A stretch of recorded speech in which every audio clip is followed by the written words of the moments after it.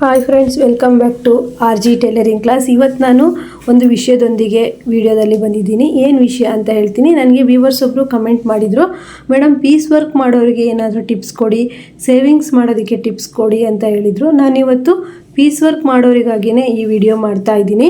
ಬೇರೆ ಟೈಲರ್ಗಳ ಕೈಯಲ್ಲಿ piece work ಮಾಡೋಕ್ಕೆ ಹೋಗೋರು ಯಾವ ರೀತಿ ದುಡ್ಡು ಸೇವ್ ಮಾಡಬೇಕು ಅಥವಾ ಯಾವ ರೀತಿ ಕೆಲಸಗಳನ್ನು ಮಾಡಿಬಿಟ್ಟು ದುಡ್ಡು ಮತ್ತು ಸಮಯನ ಎರಡನ್ನೂ ಸೇವ್ ಮಾಡಬೇಕು ಅನ್ನೋದನ್ನು ಈ ವಿಡಿಯೋದಲ್ಲಿ ಹೇಳ್ತೀನಿ. ನಾನು ಸಹಿತ ಟೈಲರಿಂಗ್ ಫಸ್ಟು ಕಲಿತಾಗ ಬೇರೆ ಒಬ್ಬರು ಟೈಲರ್ ಕೈಯಲ್ಲಿ ಪೀಸ್ ವರ್ಕ್ ಮಾಡಿದ್ದೀನಿ. 3 ಜನ ಟೈಲರ್ ಕೈಯಲ್ಲಿ ಪೀಸ್ ವರ್ಕ್ ಅನ್ನೋದನ್ನು ಮಾಡಿದ್ದೀನಿ. ನಾನು PUCಲೇ ಪೀಸ್ ವರ್ಕನ್ನು ಮಾಡ್ತಾಯಿದ್ದೆ. ಪೀಸ್ ವರ್ಕ್ ಮಾಡಿ ಆ ಅಮೌಂಟನ್ನು ಹೇಗೆ ಸೇವ್ ಮಾಡ್ತಿದ್ದೆ ಅಂತ ಈ ವಿಡಿಯೋದಲ್ಲಿ ಹೇಳ್ತೀನಿ. ನಾನು ಕಾಲೇಜ್ ಬಿಟ್ಟು, ನಮಗೆ ಕಾಲೇಜು 12 ಗಂಟೆಗೆ ಬಿಡ್ತಾಯಿದ್ರು. 12ರಿಂದ 1 ಗಂಟೆವರೆಗೂ ನಾನು ಸ್ಪೋಕನ್ ಇಂಗ್ಲೀಷ್ ಕ್ಲಾಸಿಗೆ ಹೋಗ್ಬಿಟ್ಟು ನೆಕ್ಸ್ಟು ನಾನು ಪೀಸ್ ವರ್ಕಿಗೆ ಅಂತೇಳಿ ಟೈಲರಿಂಗ್ ಶಾಪಿಗೆ ಹೋಗ್ತಾಯಿದ್ದೆ. ಅಲ್ಲಿ ಬರುವಂಥ ಅಮೌಂಟನ್ನು ನಾನು ಏನು ಮಾಡ್ತಿದ್ದೆ ಅಂತಂದರೆ, ನಾನು ಹೋಗ್ತಿದ್ದ ಟೈಲರಿಂಗ್ ಅಂಗಡಿಯಲ್ಲಿ RD ಮಾಡ್ತಾಯಿದ್ರು. ಅಂದರೆ ಅವರೇ RD ಮಾಡೋರಾಗಿದ್ದರು. ಹಾಗಾಗಿ ನಾನು ಪೀಸ್ ವರ್ಕ್ ಮಾಡಿರೋ ದುಡ್ಡಲ್ಲಿ ತಿಂಗಳ 500 ರೂಪಾಯಿನ ಅವರು RDಗೆ ಹಾಕ್ತಾಯಿದ್ರು. ಆ ರೀತಿ ಸೇವ್ ಮಾಡ್ತಾಯಿದ್ದೆ ನಾನು ಅವ್ರ ಹತ್ರ ಸತತವಾಗಿ 2 ವರ್ಷ ಪೀಸ್ ವರ್ಕ್ ಮಾಡಿದ್ದೆ. ಮತ್ತು ನಾನು ಟೋಟಲ್ ನಾನೇ ಸ್ವಂತ ಟೈಲರಿಂಗ್ ಮಾಡೋದ್ರೊಳಗಡೆ 3 ಜನ ಓನರ್ಗಳ ಕೈಯಲ್ಲಿ ಪೀಸ್ ವರ್ಕನ್ನು ಮಾಡಿದ್ದೀನಿ. ಆ ಟೈಮಲ್ಲಿ ಖರ್ಚು ನಮಗೆ ಕಡಿಮೆ ಇರುತ್ತೆ. ಅಂಥ ಟೈಮಲ್ಲಿ ನಾವು ದುಡ್ಡನ್ನು ಸೇವ್ ಮಾಡಬೇಕು. ಅದೇ ನಾವೀಗ ಮಕ್ಕಳನ್ನೆಲ್ಲ ಶಾಲೆಗೆ ಕಳಿಸ್ಬಿಟ್ಟು ಮನೆ ಕೆಲಸ ಎಲ್ಲ ಮಾಡಿಬಿಟ್ಟು ಫ್ಯಾಮಿಲಿ ಇದ್ದಾಗ ನಾವು ಪೀಸ್ ವರ್ಕ್ ಮಾಡಿ ಸೇವಿಂಗ್ಸ್ ಮಾಡ್ತೀವಿ ಅಂದರೆ ತುಂಬ ಕಷ್ಟ ಆಗುತ್ತೆ. ನಮ್ಮ ಯಾಸ್ಮಿನೇ ನೋಡ್ಬೋದು, ಅವಳಿಗೂ ಇನ್ನೂ ಚಿಕ್ಕ ಏಜು ಮತ್ತು ಅವಳಿಗಿನ್ನೂ ಮ್ಯಾರೇಜ್ ಏನೂ ಆಗಿಲ್ಲ. ಆದರೂ ಸಹಿತ ಅವಳಿಗೆ ಸೇವಿಂಗ್ಸ್ ಮಾಡೋದು ತುಂಬ ಕಷ್ಟ ಆಗುತ್ತೆ. ಯಾಕಂದರೆ ಅವಳು ಫ್ಯಾಮಿಲಿ ಜವಾಬ್ದಾರಿನ ತೊಗೊಂಡಿದ್ದಾಳೆ. ಫ್ಯಾಮಿಲಿ ಜವಾಬ್ದಾರಿನ ತೊಗೊಂಡಾಗ ಎಷ್ಟೇ ಅಮೌಂಟನ್ನು ನಾವು ಗಳಿಸಿದ್ರೂ ಸಹಿತ ಅದು ಸೇವಿಂಗ್ಸ್ ಮಾಡೋದಕ್ಕೆ ಸ್ವಲ್ಪ ಕಷ್ಟ ಆಗುತ್ತೆ. ಅವಳು ತುಂಬಾ ಬಟ್ಟೆ ಹೊಲಿತಾಳೆ, ದಿನಕ್ಕೆ 10 ಬ್ಲೌಸ್ ಹೊಲಿತಾಳೆ. ತುಂಬ ಬಟ್ಟೆನ, ಅವಳಿಗೂ ಬರೋವಂಥ ಸ್ವಂತ ಬಟ್ಟೆಗಳನ್ನು ಸಹಿತ ನಮ್ಮ ಮನೆಯಲ್ಲೇ ಹೊಲಿತಾಳೆ. ಆದರೂ ಅವಳಿಗೆ ಸೇವಿಂಗ್ಸ್ ಮಾಡೋದಕ್ಕೆ ಸ್ವಲ್ಪ ಕಷ್ಟ ಆಗುತ್ತೆ. ಅವಳು ಯಾವ ರೀತಿ ಟಿಪ್ಸ್ ಫಾಲೋ ಮಾಡ್ತಾಳೆ ಅಂದರೆ, ನಾನು ಅವಳಿಗೆ ಹೇಳಿದ್ದೆ, ನೀನು ಕೆಲಸ ಮಾಡೋ ಓನರ್ ಕೈಯಲ್ಲೇ ದುಡ್ಡನ್ನು ಬಿಟ್ಟಿರೋ ಸ್ವಲ್ಪ ಅಮೌಂಟು, ಅಲ್ಲಿ ನಿಮಗೆ ಸೇವಿಂಗ್ಸ್ ಅಂತ ಆಗುತ್ತೆ. ಪೂರ್ತಿ ದುಡ್ಡನ್ನು ನೀನು ಇಸ್ಕೊಂಡಾಗ ಪೂರ್ತಿ ದುಡ್ಡು ಸಹಿತ ಖರ್ಚಾಗಿ ಹೋಗುತ್ತೆ. ಅದೇ ನಮಗೆ ಮನೆ ಜವಾಬ್ದಾರಿ ಏನೂ ಇಲ್ಲ ಅಂತಂದರೆ ಸ್ವಲ್ಪ ಅಮೌಂಟನ್ನು ಸೇವಿಂಗ್ಸ್ ಮಾಡ್ಬೋದು, ಗೋಲ್ಡ್ ಮಾಡ್ಕೋಬೋದು. ಆದರೆ ಇಲ್ಲಿ ಅವಳಿಗೆ ಮನೆ ಜವಾಬ್ದಾರಿ ಪೂರ್ತಿ ಇರೋದ್ರಿಂದ ಸೇವಿಂಗ್ಸ್ ಮಾಡೋದಕ್ಕಾಗಲ್ಲ. ನಾನು ಪೀಸ್ ವರ್ಕ್ ಮಾಡುವಾಗ ಗೋಲ್ಡ್ ಶಾಪಿಗೆ ಕಟ್ತಾಯಿದ್ದೆ, ಹಾಗೆ RD ಕಟ್ತಾಯಿದ್ದೆ, ಮತ್ತು ಪಿಗ್ಮಿ ಕಟ್ತಾಯಿದ್ದೆ. ಈ ರೀತಿ ಮಾಡಿಕೊಂಡು ಸೇವಿಂಗ್ಸ್ ಮಾಡ್ತಾಯಿದ್ದೆ. ಆಗ ನಮಗೆ ಕಮಿಟ್ಮೆಂಟ್ಗಳು ತುಂಬ ಕಡಿಮೆ ಇರುತ್ತೆ. ಆದರೆ ಈಗ ಹಾಗಲ್ಲ, ನಾವೇ ಸ್ವಂತ ಹೊಲಿದ್ರೂ ಸಹಿತ ಇನ್ನೂ ಜಾಸ್ತಿ ಕಮಿಟ್ಮೆಂಟ್ಗಳಿರುತ್ತೆ. ಆದರೆ ಪೀಸ್ ವರ್ಕ್ ಮಾಡೋರಿಗೆ ನಾನು ಹೇಳೋದೇನು ಅಂದರೆ, ನೀವು ನಿಮಗೆ ಬರುವಂಥ ಸ್ವಂತ ಬಟ್ಟೆಗಳನ್ನು ತಗೊಳ್ಳಿ. ಅದರಲ್ಲಿ ಬಂದಿರೋ ದುಡ್ಡಲ್ಲಿ ನಿಮ್ಮ ದಿನನಿತ್ಯದ ಖರ್ಚಿಗೆ ಉಪಯೋಗಿಸ್ಕೊಳ್ಳಿ. ಮತ್ತು ನೀವು ಶಾಪ್ಗಳಿಗೆ ಹೋಗಿ ಪೀಸ್ ವರ್ಕ್ ಮಾಡೋ ಅಮೌಂಟನ್ನು ನೀವು ಅದನ್ನು ಸೇವಿಂಗ್ಸ್ ಆಗಿ ಇಟ್ಕೊಳ್ಳಿ. ಯಾಕಂದರೆ ಆ ಅಮೌಂಟನ್ನು ಖರ್ಚು ಮಾಡೋದಕ್ಕೆ ಹೋಗಬೇಡಿ. ಮತ್ತು ನೀವು ಬರೀ ಪೀಸ್ ವರ್ಕೇ ಮಾಡ್ತಾಯಿದ್ದೀರಾ ಅಂದರೆ ನೀವು ಮನೆಯಲ್ಲಿ ಒಂದು ಟೈಲರಿಂಗ್ ಮಿಷನನ್ನು ಇಟ್ಕೊಳ್ಳಿ. ಯಾಕಂದರೆ ಫಾಲು ಜಿಗ್ಜಾಗ್ ಮಾಡೋದ್ರಿಂದನೂ ನೀವು ದುಡ್ಡು ಗಳಿಸ್ಬೋದು. ಹಾಗೆ ಒಂದು ಫಿಟ್ಟಿಂಗ್ ಸಹಿತ ಮಾಡ್ಬೋದು. ಪೀಸ್ ವರ್ಕ್ ಹೋಗೋರಿಗೆ ತುಂಬಾ ಸ್ಟಿಚಿಂಗ್ ಮಾಡೋದ್ರಲ್ಲಿ ಸರ್ವಿಸ್ ಇರುತ್ತೆ. ಅವರು ಮತ್ತು ಒಬ್ಬರ ಹತ್ರನೇ ಪೀಸ್ ವರ್ಕಿಗೆ ಹೋಗೋದಲ್ಲ, ಸ್ವಲ್ಪ ನಿಮಗೆ ಬೇರೆ ಬೇರೆ ಥರ ಟೈಲರ್ಗಳನ್ನು ಪರಿಚಯ ಮಾಡಿಕೊಂಡು ನೀವು ಅಲ್ಲೂ ಸಹಿತ ಸ್ವಲ್ಪ ಜಾಸ್ತಿ ಅರ್ನಿಂಗ್ಸನ್ನು ಮಾಡೋದ್ರ ಕಡೆಗೆ ಟ್ರೈ ಮಾಡಬೇಕಾಗತ್ತೆ.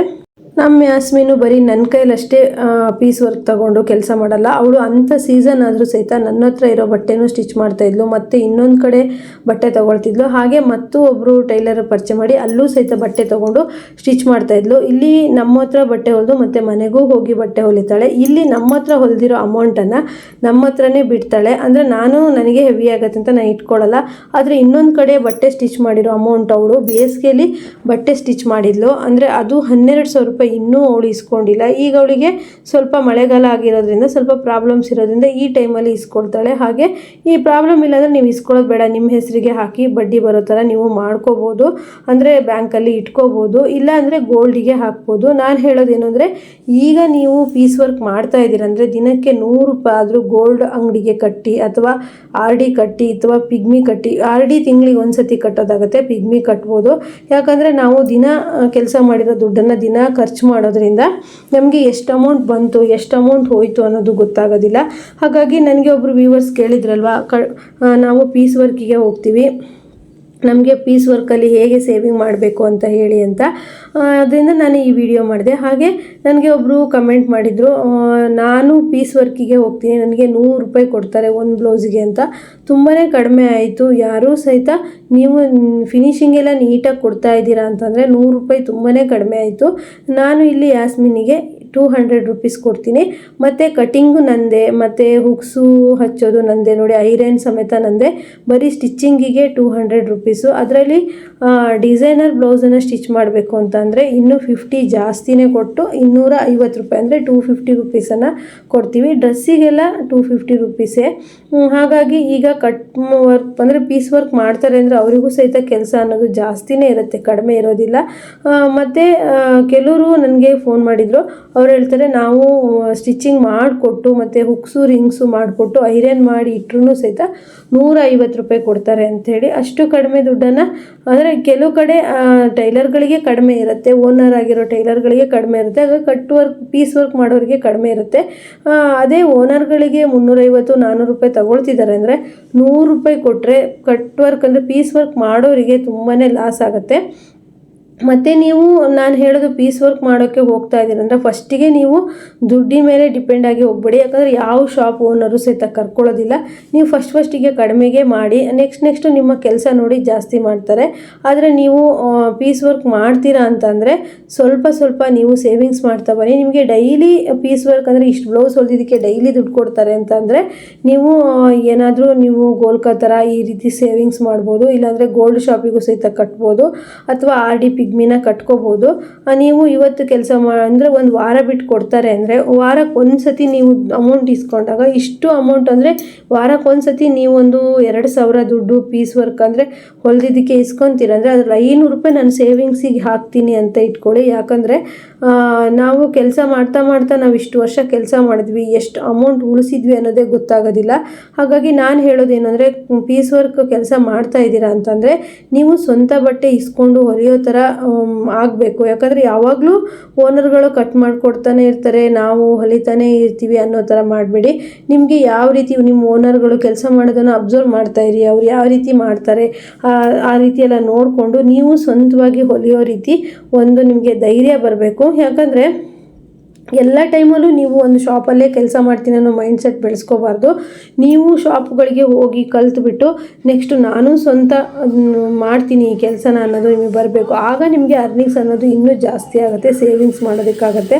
ಅದೇ ನೀವು ನೋಡಿ ಟೈಲರ್ಸ್ಗಳು ಓನರ್ಗಳು ಒಂದು ಬ್ಲೌಸ್ಗೆ 400 350 ತೊಗೊಂಡು ನಿಮಗೆ 100 ರೂಪಾಯಿ ಕೊಡ್ತಾಯಿದ್ರು ಅಂದರೆ ಅವರಿಗೆ ಎಷ್ಟು ಲಾಭ ಆಗ್ತಾ ಇರುತ್ತೆ ಅಲ್ವಾ.